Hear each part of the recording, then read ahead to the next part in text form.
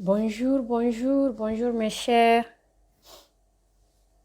Aujourd'hui encore, on est là pour le nouveau direct sur comment devenir ce meilleur partenaire et être épanoui en couple. Et là, j'attends juste de savoir comment ça se passe. Si vous me recevez bien et si vous me voyez très bien aussi. Parce que j'ai hâte aujourd'hui encore de vous partager les secrets pour être épanoui en couple.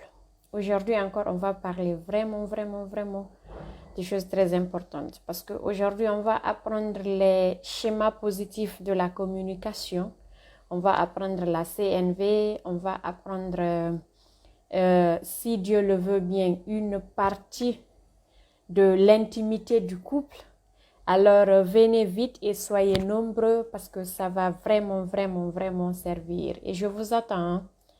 J'attends juste de savoir votre confirmation si vous me recevez bien. Salam alaikum, monsieur Mamadou Dalabasso, et bienvenue à vous. Est-ce que vous m'entendez bien? Est-ce que vous me recevez, monsieur So?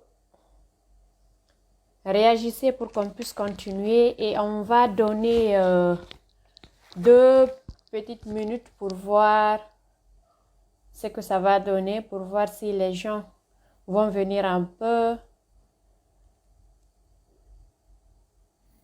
Amadou Dalabasso, vous me recevez? Et partagez le direct s'il vous plaît. Invitez vos amis aussi. Il faut taguer les amis le maximum s'il vous plaît. On va essayer même de le faire par là. D'ici que les gens ne viennent. Voilà.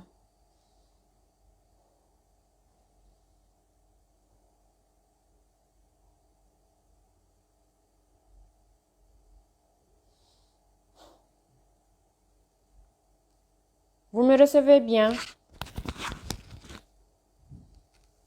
Est-ce que ça va? Vous me recevez par là? J'attends juste votre réaction pour pouvoir continuer et donner. Ok, ça marche. Ça marche et bienvenue à tout le monde, bienvenue. Et soyez nombreux parce que ça va vraiment parler très intéressant aujourd'hui encore. Je vous attends, j'ai hâte de partager avec vous les secrets pour être épanoui en couple. J'ai hâte vraiment. Invitez vos amis s'il vous plaît, invitez vos amis et partagez le direct. C'est comme ça qu'on va aider le maximum de personnes. Et mettez les pouces bleus s'il vous plaît. Mettez le maximum de pouces bleus pour pouvoir aussi toucher le maximum. Allons-y. Et ça vient petit à petit, 1 petite minute simplement. Bienvenue à Ramatoulaye Ba aussi. Bienvenue à vous et partagez le direct Ramatoulaye Ba. Mettez des pouces bleus. Invitez des amis. C'est comme ça qu'on peut aider les autres et comme ça qu'on peut s'entraider vraiment. Voilà, on vous écoute. On vous attend un peu. Hello, my lovely sister. Hello, you too. Well done, welcome. On se débrouille un peu, voilà. Il ne faut pas nous donner des gros mots anglais ici, hein, parce que là, ça va être autre chose. Comment devenir un meilleur partenaire et être épanoui en couple? C'est le rêve de tout un chacun. Comment être une très bonne épouse, un très bon mari, vraiment être très heureux, très épanoui dans son couple. C'est l'objectif de nos lives. Et on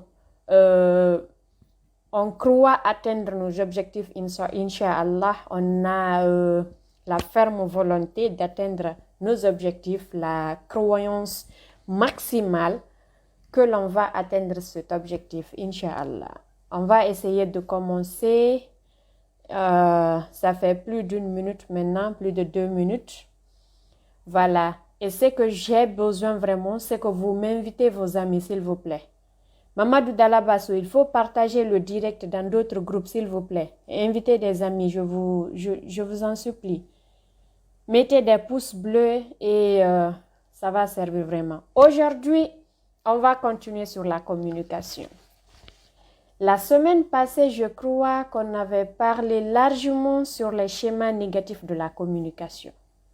Ces schémas négatifs, on avait parlé de la colombe, on avait parlé du faucon, on avait parlé de l'Autriche et de l'hibou. Et je crois que chacun d'entre nous s'est peut-être retrouvé dans ces 4 schémas négatifs de la communication. Il pourrait y avoir peut-être une question de savoir parmi ces 4 types, 4 schémas de communication, quel est le meilleur à prendre? Et la réponse va être, on a parlé des schémas négatifs. Alors, tous les schémas dont on a parlé la semaine passée n'est pas à prendre parce que ça n'aboutit pas à quelque chose de concret dans la communication. Le but de la communication dans le couple, c'est vraiment de se faire comprendre mutuellement. C'est de permettre à chaque membre du couple de comprendre vraiment l'autre, de comprendre ses besoins, ses sentiments, de comprendre ses envies. C'est ça le but de la communication. Et on avait dit l'autre fois que la communication représente le sang dans le corps de l'être humain. Elle donne vie, c'est elle qui fait circuler, on va dire, c'est le sang qui circule, c'est elle qui alimente le cœur qui bat dans le corps. Et on avait dit que l'intimité du couple représentait le cœur. Alors là, aujourd'hui, ce qu'on va faire, c'est d'apprendre les niveaux de la communication, la CNV, les 5 niveaux de la communication non violente. C'est ça le but de cette vidéo aujourd'hui. Et si Dieu le veut bien encore, on va continuer avec la formule du couple, comme on a prévenu. On va continuer avec l'intimité spirituelle. On va commencer par ça, Inch'Allah. On avait dit déjà que la formule du bonheur conjugal, c'est la somme de la communication et l'intimité du couple. Et on avait détaillé tous les deux pour voir que ce sont des éléments qui sont très larges. Voilà. Maintenant, comment est-ce qu'on peut apprendre la CNV? C'est ça la question d'aujourd'hui.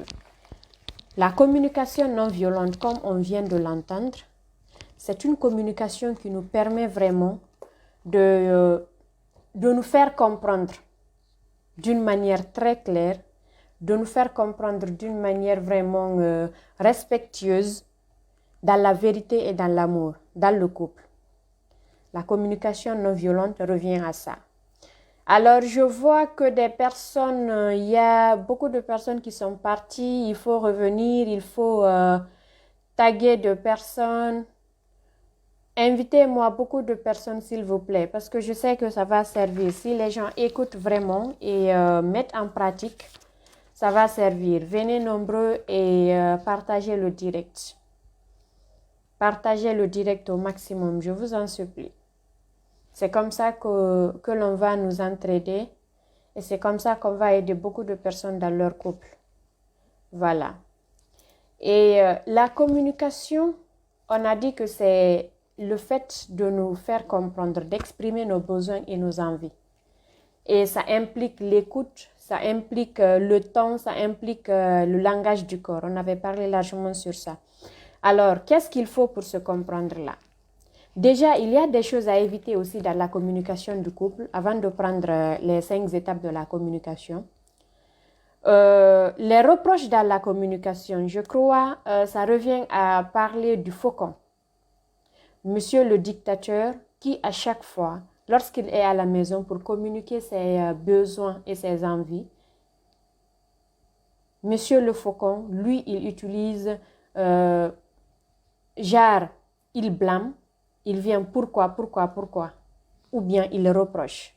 Ce type de communication n'est pas recommandé dans le couple parce que à chaque fois que l'on reproche une personne ou bien on blâme une personne, on met cette personne dans une position de défense. Elle sera obligée de se défendre. C'est comme si vous l'attaquez, c'est comme si prenez un animal, un exemple. Quand vous attaquez un animal dangereux, le réflexe de cet animal va être de répondre, c'est que c'est le survie même, c'est l'instinct de survie qui va vous répondre. Elle va attaquer, l'animal va attaquer. C'est comme ça dans le couple encore. Quand vous venez avec des reproches, avec des attaques, ça va pousser la personne à attaquer elle aussi. Voilà. Alors les reproches, les blâmes et le fait de garder les choses dans le cœur, croyant que l'autre peut deviner nos envies et nos besoins, ça n'arrivera jamais. Personne ne va lire dans l'esprit des autres. Personne ne peut faire ça. Alors si vous voulez que quelqu'un fasse quelque chose pour vous, si vous voulez que monsieur ou madame fasse quelque chose pour vous, il faut exprimer ce besoin clairement. Il faut exprimer ce besoin avec des mots dans le respect de votre conjoint. Voilà. Les 5 étapes de la communication non violente. On va commencer par la communication du couloir. 1. La communication du couloir. Cette communication revient à quoi? La communication du couloir revient à ce que les gens se rencontrent comme ça et chacun dit bonjour, comment allez-vous? Ça va très bien. C'est ça la communication du couloir. C'est comme si des gens vivent ensemble dans un grand immeuble et lorsque chacun sort pour partir au boulot, on se rencontre là, on dit « Comment allez-vous, monsieur? » « Oui, ça va, je vais bien. » Et ce premier stade de la communication, on retrouve ce premier stade dans le couple. À chaque fois que monsieur ou madame rentre de la maison, trouvant l'un d'entre eux, monsieur rentre du boulot, trouvant madame à la maison. Bonsoir madame, bonsoir, comment allez-vous, comment vas-tu? Et ta journée? Ça va très bien. Et puis la communication s'arrête là. D'autres couples, leur communication s'arrête ici, là. Donc, plusieurs couples, leur communication, c'est cette communication du couloir. Le ça va très bien et vous? Là, c'est le premier étape. Il y a le deuxième étape qui est là. Le deuxième étape de la communication, c'est le discours du journaliste. Après avoir demandé, après avoir dit ça va très bien et vous? Et il y a maintenant un discours qui s'impose. Par exemple, il y a une action qui se passait dans la journée. Soit madame ou monsieur commence à refléter l'action, à parler de ce qui s'est passé, les faits, rien que les faits. Et là, dans ce stade de la communication, chacun essaie de parler. Par exemple, il y a un baptême qui va se dérouler dans 2 jours. Monsieur rentre et puis on se salue. Comment ça va? Comment s'est passée ta journée? Ça va très bien. Et toi, ça va aussi. On s'arrête là. Et pendant le manger, madame peut introduire, on a un baptême dans ces jours-ci. Le jeudi, tel a donné naissance ou tel va se marier dans ces jours-ci. Le discours du journaliste, rien que les faits. Et là, c'est un autre niveau de la communication. C'est le second niveau. Là, on a dépassé le premier. Maintenant, après le discours du journaliste, il y a le discours intellectuel qui est là. Le discours intellectuel. Le discours intellectuel, c'est lorsque on passe le stade du discours journaliste, parce que là, on a établi les faits, on a parlé des faits. Par exemple, il peut y avoir aussi l'enfant qui est tombé dans la journée et madame peut parler ça à monsieur. L'enfant est tombé aujourd'hui dans la journée, il a cassé son bras ou il s'est blessé. Et là, après avoir informé, lancé l'information, le discours du journaliste, monsieur peut donner le discours intellectuel. Et ce discours intellectuel, c'est le fait de parler, d'exprimer ce que nous pensons. On exprime ce que l'on pense dans le cœur. Voilà. Pourquoi c'est que monsieur pense genre du baptême que madame lui a parlé ou c'est que monsieur pense du fait que l'enfant est tombé et s'est blessé. Il peut employer des mots. Et là, la compréhension peut être là et elle ne peut aussi ne pas être là. Ce sont ces 2 cas. Premièrement, si monsieur, par exemple, blâme, en donnant ce qu'il pense, il blâme madame du fait qu'elle a été négligente, du fait que l'enfant est tombé et s'est blessé, il y a un blocage qui s'impose. Et ce blocage-là va conduire peut-être au discours, on va dire, émotionnel. Ce discours émotionnel, c'est le fait d'exprimer ses sentiments maintenant. Le fait d'exprimer ses sentiments vis-à-vis de la situation donnée. Et là, le fait que monsieur blâme madame de la situation, du fait qu'elle a laissé l'enfant tomber dans la journée, il s'est cassé le bras, madame peut aussi exprimer ses émotions.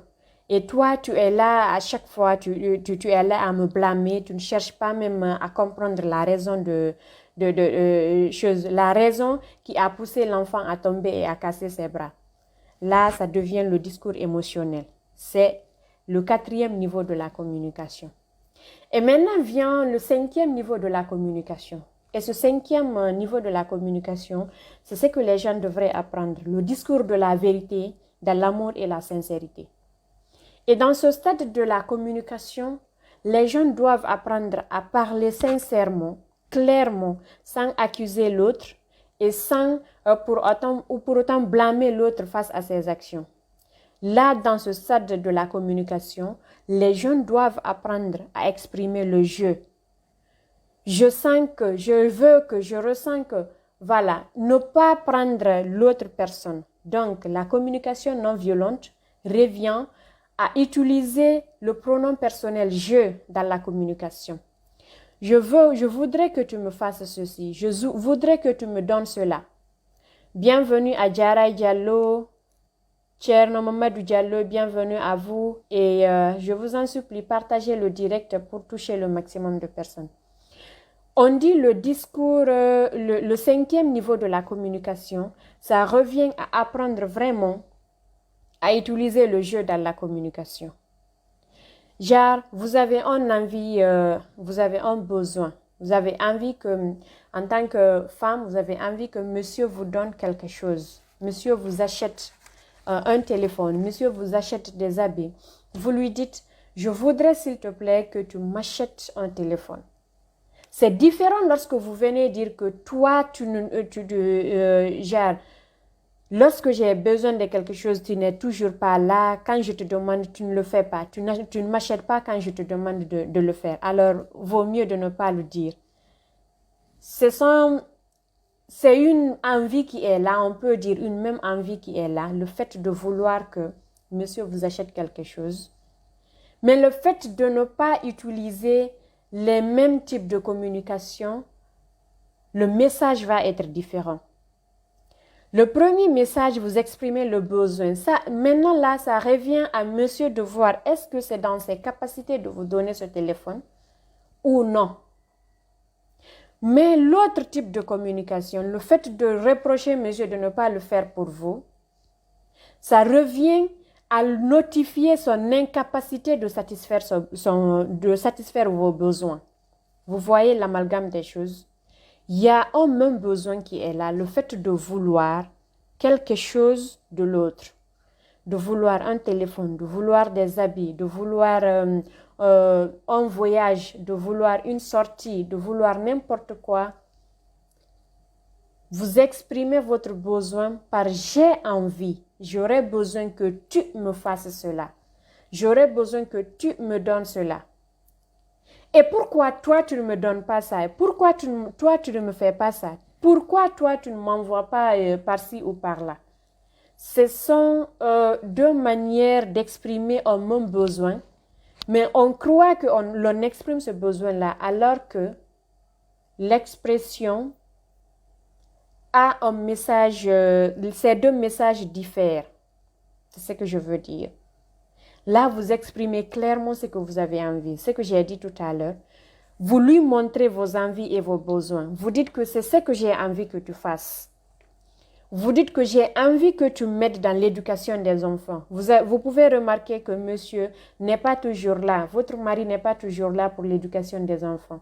Il sort trop tôt, il rentre très tard. Et là, vous avez ce besoin-là de le voir avec les enfants. Vous avez ce besoin de lui voir, vous assister dans l'éducation des enfants.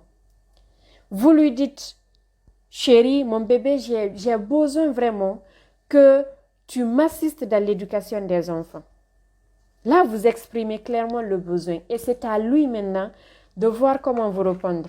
Vous expliquer quelles sont ces raisons qui lui poussent à ne pas vous assister ou bien de trouver une solution. Comment est-ce qu'il va faire pour vous assister dans l'éducation de vos enfants. Et l'autre manière, vous faites asseoir monsieur, vous lui blâmez. Toi, pourquoi est-ce que tu ne m'aides pas dans l'éducation des enfants? Pourquoi tu n'es pas toujours là? Pourquoi tu n'aimes pas rentrer tôt, tu sors très tard et puis tu reviens, tu trouves les enfants sont endormis? Voyez-vous l'amalgame de la chose? Et là, le message que vous voulez passer, ce n'est pas ce message-là qui va arriver dans l'oreille de monsieur.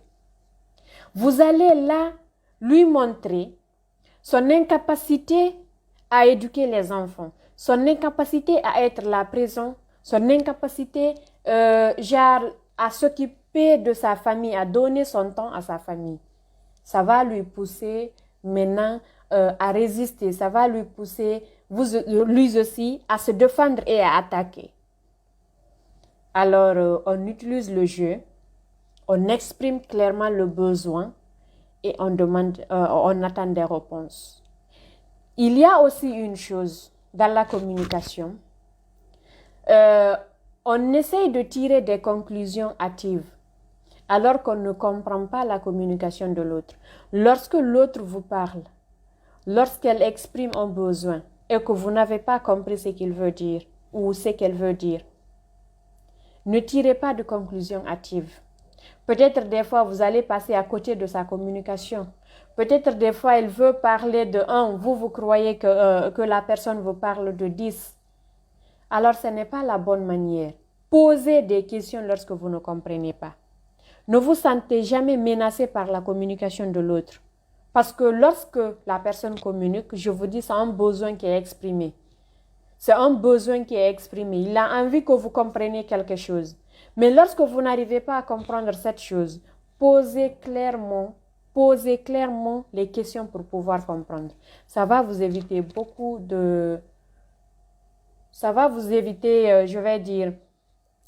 d'incompréhension dans le couple. Voilà. En ce qui concerne la communication, s'il y a des questions, on va essayer de continuer. S'il y a des questions, on va répondre aux questions. Sinon, on va commencer sur l'intimité du couple. Voilà, il y a des questions, messieurs, mesdames, on va continuer. La communication, on a dit, c'est d'apprendre à exprimer clairement ses besoins. Lorsque vous avez envie de quelque chose, utilisez le pronom je. J'ai besoin que tu me fasses ceci. J'ai envie que tu me donnes cela. Au lieu, pourquoi tu ne fais pas ça? Pourquoi tu n'es toujours pas là? Ces genres de remarques nuisent à la communication de couple.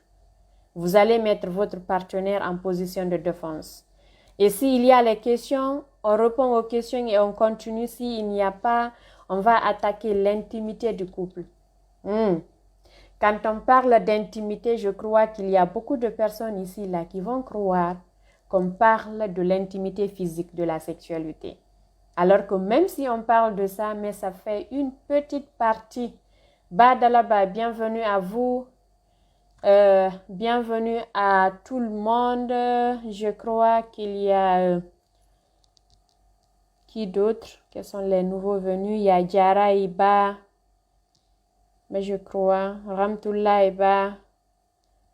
Et partagez le direct s'il vous plaît. Là, on va attaquer le deuxième volet de notre formule du bonheur conjugal. On a dit la formule du bonheur conjugal, c'est quoi? C'est l'ensemble de la communication du couple et de l'intimité. On a parlé sur la communication. La communication du couple revient à apprendre à exprimer clairement ses besoins, à respecter l'autre dans sa communication, à poser des questions lorsqu'on ne comprend pas ce que l'autre veut dire, à éviter les reproches et les blâmes dans la communication. Voilà. Maintenant, l'intimité du couple, c'est quoi? L'intimité, déjà, c'est quoi? L'intimité, c'est le fait vraiment d'avoir un lien fort, un moment de partage avec une autre personne. On peut parler, on peut dire, celui-ci c'est mon ami intime. On a souvent l'habitude d'entendre cela, n'est-ce pas? Alors, lorsqu'une personne vous est intime, c'est lorsque vous partagez beaucoup de choses ensemble, lorsque vous ne vous cachez rien, lorsque vous vous parlez de tout et de rien. Cette personne vous est intime. Maintenant, l'intimité du couple, c'est ce partage intense qui est là, ce partage unique et intense. Parce que Dieu même, il a créé le couple pour qu'il soit le plus intime de toutes les relations. Vous voyez, la première relation d'une personne, c'est sa relation avec Dieu. Et c'est celle-là qui est plus importante même. Après, la seconde relation d'une personne, c'est la relation que la personne a avec son mari ou sa femme. Vous voyez, alors Dieu a créé pour la relation interhumaine, il a fait du couple la relation la plus intime et la plus importante, la plus intense de toutes les autres relations. Ici, vous partagez vos émotions, vous partagez votre spiritualité, vous partagez vos projets, vous partagez même votre famille, vous partagez votre corps. Et là, c'est l'apposé même de l'intimité de deux personnes. Aujourd'hui, on va prendre l'intimité spirituelle du couple parce qu'on avait détaillé dans l'autre vidéo en disant que l'intimité du couple est composée de l'intimité sociale, de l'intimité intellectuelle, de l'intimité physique qui est la sexualité, de l'intimité spirituelle et de l'intimité émotionnelle du couple. Et on va parler chacune de ces intimités-là un par un. Aujourd'hui, on va prendre l'intimité spirituelle du couple.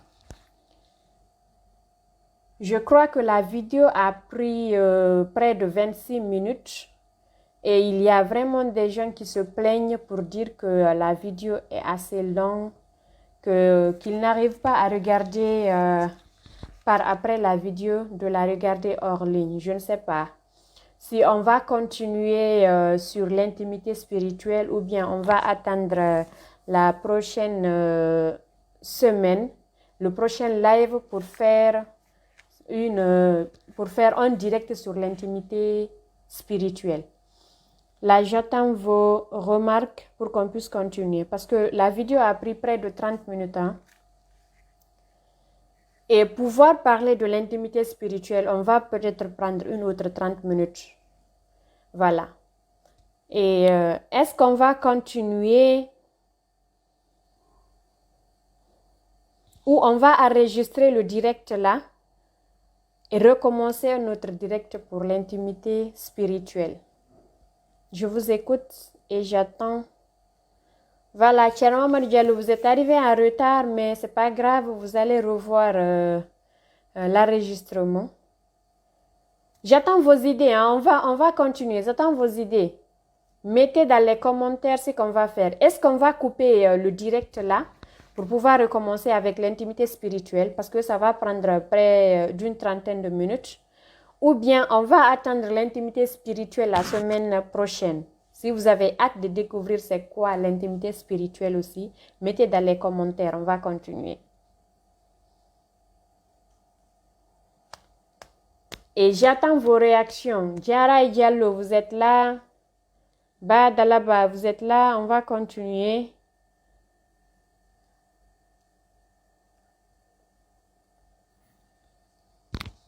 Vos réactions, s'il vous plaît. Vos réactions, s'il vous plaît.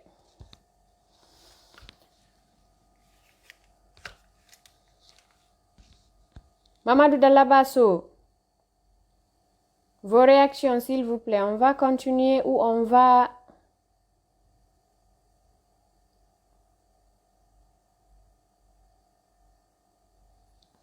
En tout cas, on parlait de l'intimité spirituelle du couple. C'est quoi l'intimité spirituelle? Quand on parle d'intimité, déjà, on a dit au préalable que c'est un partage. Et quand on parle d'intimité spirituelle, là, il s'agit de faire des trucs ensemble dans la spiritualité, partager ses connaissances spirituelles, partager ses croyances et partager sa relation, la relation que la personne a avec son Dieu, sa croyance. C'est le fait d'avoir un moment de partage avec son couple et comment ce moment de partage va être effectué. Voilà.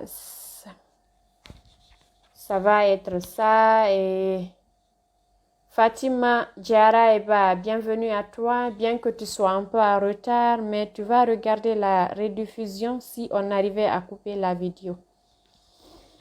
Voilà. Oui, vous qui êtes là depuis le début, je vous attends, hein? Je vous attends pour me dire que si on peut continuer ou on va attendre la semaine prochaine ou couper le live et recommencer un autre. Parce que je vous dis, hein, vraiment, les gens se plaignent vraiment pour que l'on puisse diminuer la longueur, la durée des vues, la durée des vidéos, j'allais dire.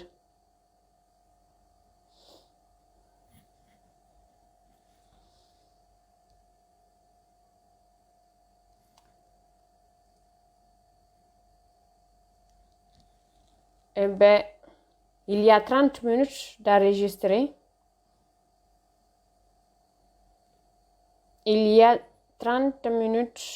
Tiens, Mamadou Diallo, oui, je vous écoute.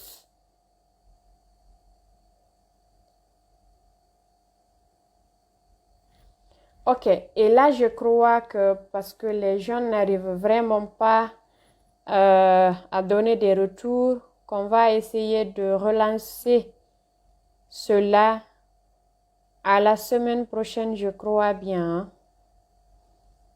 Ouais.